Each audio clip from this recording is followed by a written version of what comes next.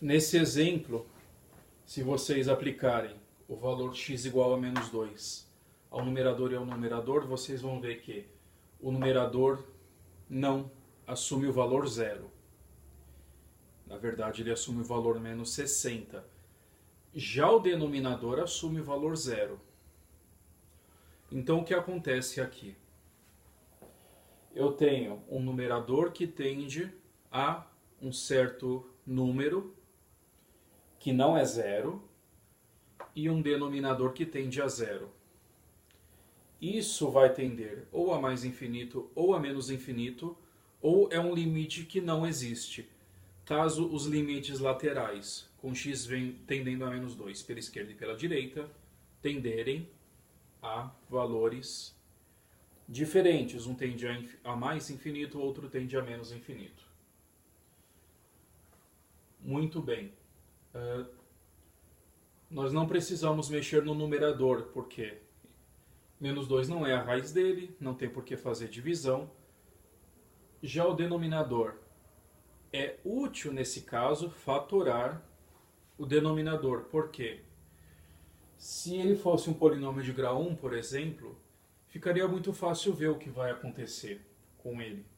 Ou seja, determinar se esse limite existe ou não. E se existisse é mais ou menos infinito. Mas com um polinômio de grau 3, a coisa é um pouquinho complicada. E fatorar esse polinômio deixaria talvez um pouco mais fácil saber o que está acontecendo com ele. Então nós vamos lá fatorar o denominador.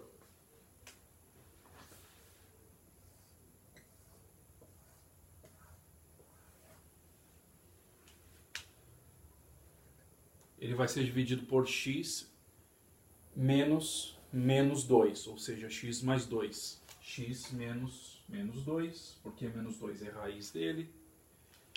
Coloco aqui os meus coeficientes. 1, 3, 0 e menos 4.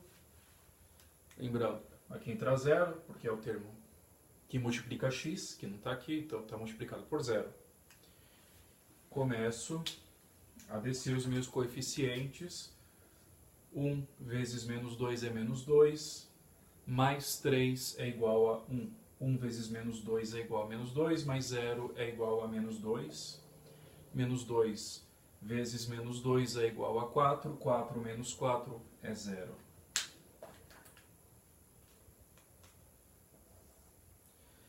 Pergunta se eu aplicar x igual a menos 2 ao polinômio x ao quadrado mais x menos 2, ele assume o valor zero? Sim. Então eu efetuo mais uma divisão.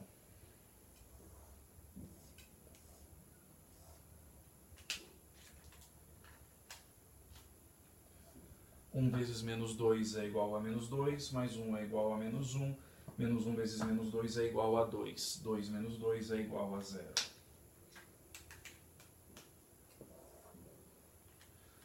Ou seja, o meu polinômio do denominador é igual a x menos menos 2, x mais 2, ao quadrado, vezes x menos 1.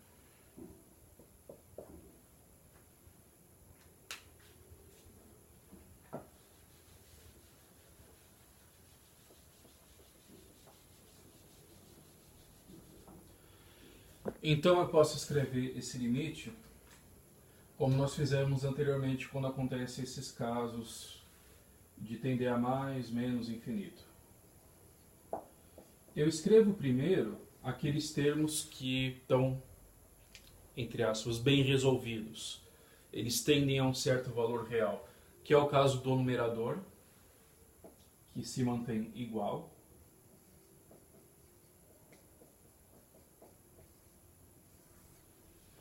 Dividido pelo denominador.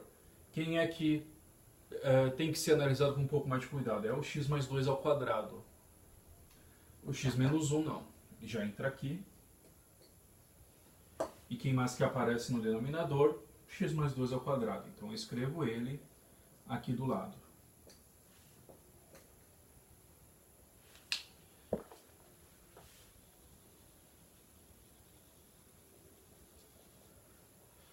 Muito bem. O numerador dessa primeira expressão assume em menos 2 o valor menos 60. E esse termo x menos 1, quando eu aplico menos 2, ele assume o valor menos 3. Eu tenho menos 60 dividido por menos 3, ou seja, 20. Esse termo aqui tende a 20 e é, portanto, positivo, maior do que zero. E esse termo aqui?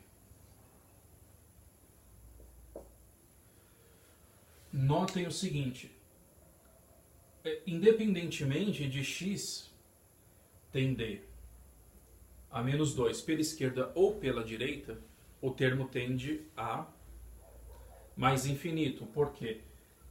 Se ele tender a menos 2 pela esquerda, ou seja, tiver valores um pouco menores do que menos 2, essa expressão dentro do parênteses é negativa. Se ele tender a menos 2 pela direita, ou seja, se ele tiver valores um pouco maiores do que menos 2, a expressão dentro do parênteses assume valores positivos. Tanto num caso como no outro, ela tende a zero. Quando x tende a menos 2 pela esquerda, ela tende a zero por valores negativos. Quando x tende a menos 2 pela direita, ela tende a zero por valores positivos. Mas essa expressão é elevada ao quadrado. E o que isso implica? Se ela for positiva, quando ela for elevada ao quadrado, ela continua positiva. Se ela for negativa, quando ela for elevada ao quadrado, ela fica positiva. Ou seja, isso aqui é positivo. Tende a zero por valores positivos e, portanto, essa expressão tende a mais infinito. Junto com esse 20, que é positivo, mais com mais continua mais, o valor desse limite é mais infinito.